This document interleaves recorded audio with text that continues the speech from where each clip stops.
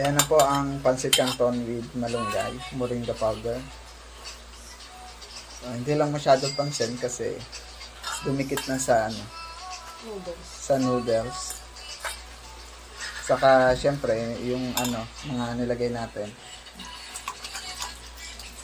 Yan po.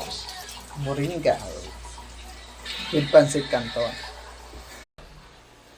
Ito po ang ating specialty.